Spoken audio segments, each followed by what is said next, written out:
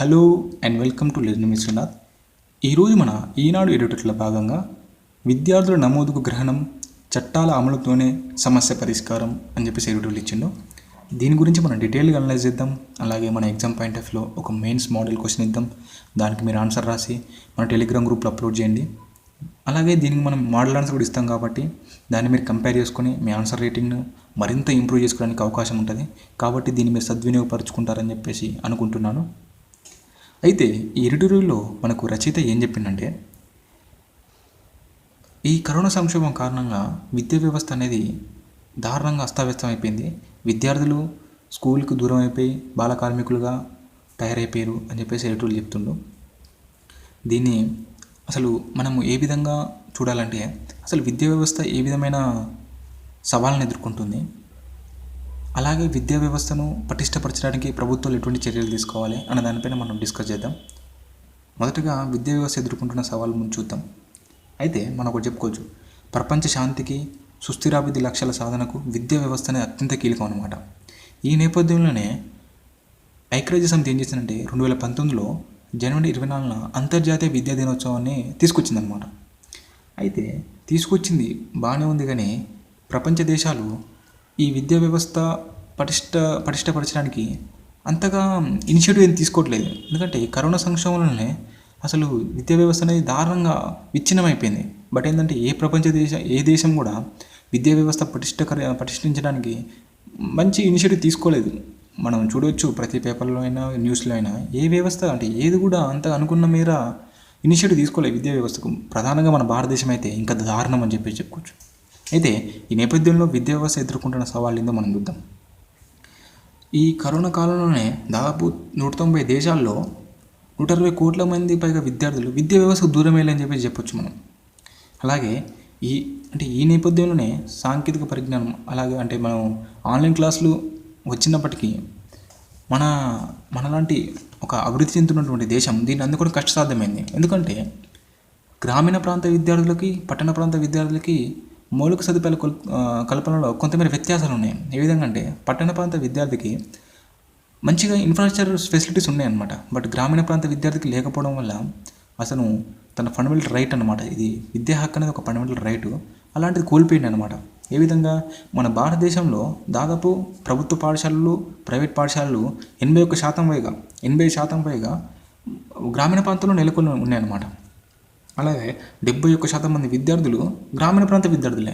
ఈ నేపథ్యంలో ఈ కరోనా సంక్షోభం వల్ల సాంకేతికత పరిజ్ఞానంతో కూడినటువంటి ఆన్లైన్ విద్య వచ్చినప్పటికీ ఈ గ్రామీణ ప్రాంత విద్యార్థులు దాన్ని యూటిలైజ్ చేసుకోలేకపోయారు. ఎందుకంటే వాళ్ళకు మొబైల్ ఫోన్స్ లేకపోవడం, ఇంటర్నెట్ ఫెసిలిటీస్ లేకపోవడం, కరెంటు సౌకర్యాలు లేకపోవడం వల్ల వాళ్ళు అనుకున్నంత మేర దీన్ని సక్సెస్ కాలేకపోయారు. దాంతో విద్యా వ్యవస్థ అనేది ఎంత దారుణంగా జరిపిందంటే అసమానతలు దారుణంగా పెరిగిపోయినాయి. ఒక విద్యా వ్యవస్థలోనే ఒక ప్రాథమిక హక్కు అయినటువంటి ఒక విద్యా వ్యవస్థ మనకు అందించలేకపోయింది అనమాట ఈ ప్రభుత్వాలు.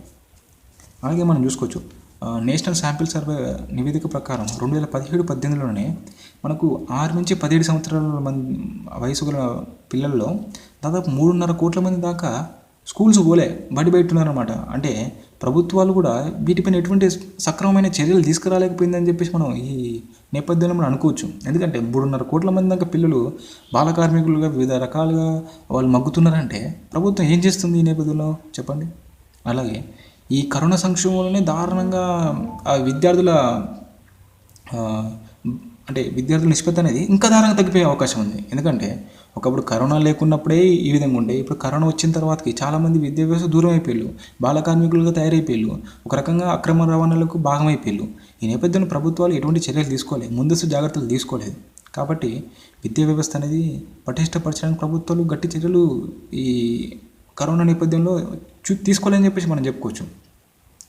అలాగే ఇంకోటి ఏంటంటే ఈ కరోనా నేపథ్యంలోనే తల్లిదండ్రులు కూడా ఉద్యోగ అవకాశాలు లేకపోవడంతో పిల్లలను ఒకవేళ ఆన్లైన్ క్లాసు చదివిద్దామన్నా ఈ ఆన్లైన్ ప్రైవేట్ స్కూల్స్ కూడా ఏం చేసినాయంటే డబ్బులు వసూలు చేసినాయి. దీంతో ఆ డబ్బులు కట్టకపోలేక విద్యార్థులను పనులు పంపించడము అటువంటివి చేసిందనమాట తల్లిదండ్రులు కూడా.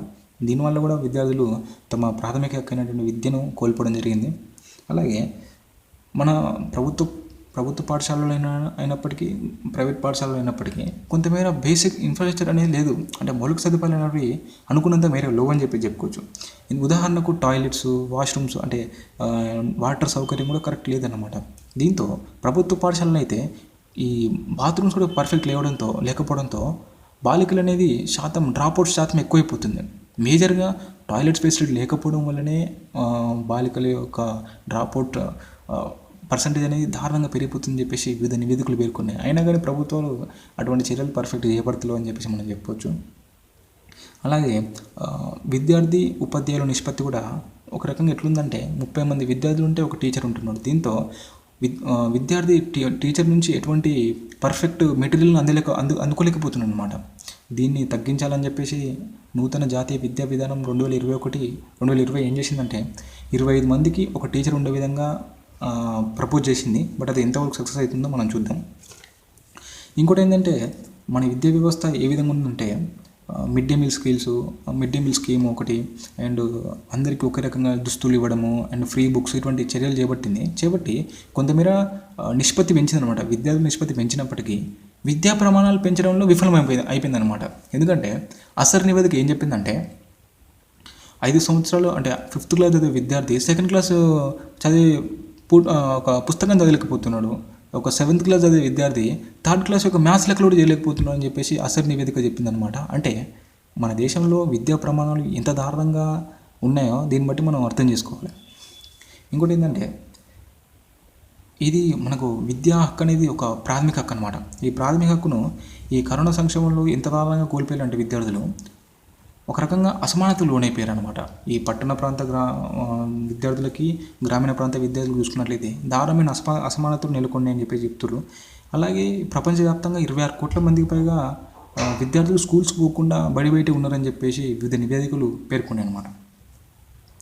కేవలం ఒక ఆఫ్రికా ఖండంలోనే 40% మంది బాలికలు మాత్రమే హై స్కూల్స్కు వెళ్తున్నారు. ఇంకా ఉన్నత విద్యలకు అసలు వీళ్ళు పోవట్లేదు. కేవలం హై స్కూల్స్ వరకే 40% మంది వరకే పోతున్నారని చెప్పి చెప్తున్నారు అనమాట. అంటే మిగతా 60% మంది అసలు విద్యా వ్యవస్థను అందుకోలేకపోతున్నారు, విద్యా ప్రమాణాలు పొందలేకపోతున్నారని చెప్పేసి మనం చెప్పుకోవచ్చు. అలాగే ఇంకోటి ఏంటంటే మేజర్ ఇష్యూ ఇక్కడ ఈ కరోనా నేపథ్యంలో మన దేశంలో మన రాష్ట్రాలలో వలస వెళ్ళినటువంటి వాళ్ళ పిల్లలకి విద్యా వ్యవస్థ పర్ఫెక్ట్గా ప్రభుత్వం ఎటువంటి చర్యలు తీసుకోలే. దీనివల్ల విద్యార్థులు పిల్లలు అసలు బాల కార్మికులు తయారైపోయారని చెప్పి చెప్తుంది మనకి ఎడిటోరియల్ అనమాట. అయితే మన దేశం ఒకటే కాదు, వివిధ దేశాలు కూడా విద్యా వ్యవస్థకు అంటే ఉగ్రవాద కార్యకలాపాలు జరిపేటటువంటి వివిధ దేశాలలో అసలు విద్యా వ్యవస్థ సరిగా లేదన్నమాట. దీనికి ప్రపంచ దేశాలు కూడా ఎటువంటి ఇనిషియేటివ్ తీసుకోలేకపోతున్నాయని చెప్పేసి మనం అసలు ఏ విధంగా దీన్ని మనం చెప్పచ్చు అసలు మరీ దారుణం అయిపోయిందన్నమాట. ప్రపంచ దేశాలు వివిధ దానికి లొల్లు చేస్తే తప్ప విద్యా వ్యవస్థ పటిష్టీకరించారు బాబు అని చెప్పేసి ఎవ్వడు పట్టించుకోడు. ఎందుకంటే మనము మయన్మార్లో చూసుకోవచ్చు రోహింగ్యాల ఇష్యూస్, అండ్ నాగర్నో కరాబాక్లో ఉన్నటువంటి అక్కడ స్కూల్స్ అక్కడ ఇష్యూస్, సిరియాలో చూసుకోవచ్చు. ఇటువంటి చిన్న ఇష్యూస్ అసలు విద్యా వ్యవస్థ అనేది అక్కడ ఉన్నటువంటి విద్యార్థులకు అందుతలేదని చెప్పేసి మనం చెప్పుకోవచ్చు. అలాగే మనకి లాక్డౌన్ టైంలోనే ఏం చేసిందంటే సత్యార్థి చిల్డ్రన్ ఫౌండేషన్ ఒక నివేదిక ప్రకారం ఏం చేసిందంటే చైల్డ్ లేబర్ పెరిగిపోవడము, అలాగే అక్రమ రవాణా ఉండడము, అలాగే బాల్య వివాహాలు పెరిగే ఛాన్స్ ఉంది, కార్మిక చట్టాలు కూడా దుర్వినియోగమయ్యే అవకాశం ఉందని చెప్పేసి ఎప్పుడూ చెప్పింది అంటే లాక్డౌన్ టైంలో. బట్ ఏంటంటే ప్రభుత్వాలు దాని గురించి అంత పట్టించుకోలేదు.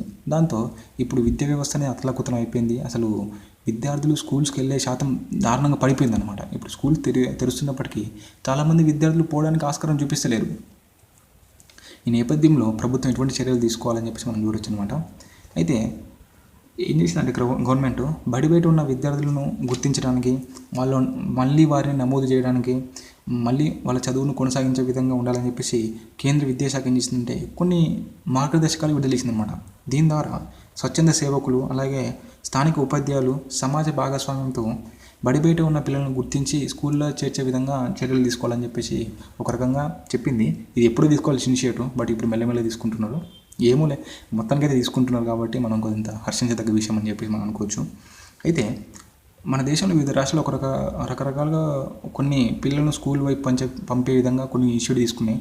దాంట్లో ప్రవేశోత్సవం అని చెప్పేసి, స్కూల్ చలో అభియాన్ అని చెప్పేసి, మన తెలుగు రాష్ట్రాల్లో అయితే బడిబాట వంటి కార్యక్రమాలు చేపట్టారు. ఇది కొంతమేర సత్ఫలితాలు ఇస్తున్నాయని చెప్పేసి మనం చెప్పుకోవచ్చు. అలాగే ఈ దీంతో పాటుగా ప్రభుత్వాలు ఏం చేయాలంటే స్కూల్స్లో మౌలిక సదుపాయాల కల్పన అనేది కంపల్సరీ జరపాలన్నమాట. అట్లా జరపడం వల్ల చాలా వరకు డ్రాప్ అవుట్స్ అనేది తగ్గుతాయి. అలాగే బాలికలకు వాళ్ళకు చాలా వరకు ఉపకార వేతనాలు కల్పించడము, ఇంకే విధమైన వాళ్ళకి ఏమైనా ఇబ్బందులు ఉంటే వారికి కల్పించే విధంగా ప్రభుత్వాలు చర్యలు తీసుకోవాలని చెప్పి చెప్పుకోవాలి. అలాగే బాలల సంరక్షణకు ఉన్నటువంటి చట్టాలు పటిష్టంగా అమలు చేయాలన్నమాట. ఇది ఒకటి చెప్పుకోవచ్చు. అలాగే బాలికల విద్యపై ప్రత్యేక దృష్టి పెట్టాలి. ఎందుకంటే వీళ్ళు ఈ కరోనా కాలంలో దారుణంగా బాల్య విహారాన్ని బాగా జరిగినాయి అన్నమాట. దీన్ని ప్రభుత్వాలు కూడా ఏ విధంగా అరికట్టలేకపోయిందని చెప్పేసి మనం చెప్పుకోవచ్చు. కాబట్టి ప్రభుత్వాలు బాలికల విద్యా వ్యవస్థకు పటిష్టంగా చర్యలు తీసుకోవాలి. వాళ్ళను ఉన్నత విద్య చదివే విధంగా వాళ్ళకు ఉపకార వేతనాలు కల్పించడం వంటివి చేయాలి అని చెప్పేసి మనం చెప్పుకోవచ్చు. ఈ నేపథ్యంలో కేరళ ప్రభుత్వం ఏం చేసిందంటే Kerala infrastructure and technology for education అని చెప్పేసి ఒక కైట్ ప్రోగ్రామ్ తీసుకొచ్చిందన్నమాట. ఈ కైట్ ప్రోగ్రాము మన ఇండియా మొత్తంగా ఒక రకంగా ఆకర్షణీయంగా తయారైంది. ఎందుకంటే ఈ ప్రోగ్రాంలో వాళ్ళకి ఏం చేస్తారంటే చిన్నప్పటి నుంచే ఒక రకంగా వృత్తి విద్య కోర్సులకు ఇస్తారనమాట. దాంట్లో ఏ విధంగా అంటే యానిమేషన్ నేర్పుతారు, సైబర్ సెక్యూరిటీ వంటిది, రోబోటిక్స్ వంటివి ఇటువంటి నేర్పడం వల్ల ఒకవేళ ఫ్యూచర్లో వాళ్ళకి ఎటువంటి జాబ్ రాకపోతే వాళ్ళు కంపల్సరీగా ఈ వృత్తి విద్య కోర్సులతోటి ఏదైనా పని చేసుకోవడానికి ఆస్కారం ఉంటుంది. కాబట్టి ప్రభుత్వాలు ఇటువంటి వృత్తి విద్య కోర్సులను కూడా నెలకొల్పే విధంగా చర్యలు తీసుకోవాలని చెప్పొచ్చు అని చెప్పేసి ఎడిటోరియల్ చెప్పిండు. ఇది మనకు ఎడిటోరియల్ చెప్తున్నటువంటి ఇష్యూస్. ఎడిటోరియల్ మాత్రం చాలా బాగుంది. అయితే ఎడిటోరియల్ కొంతమేరకు మాత్రమే సమాచారం ఇచ్చిండు. నేను గ్రాప్ చేసిన సమాచారం బట్టి మొత్తం చెప్పాను. దాంట్లో నేను చెప్పిన విషయాలు లేకపోవచ్చు కొన్ని, కాబట్టి మీరు అర్థం చేసుకోగలరు.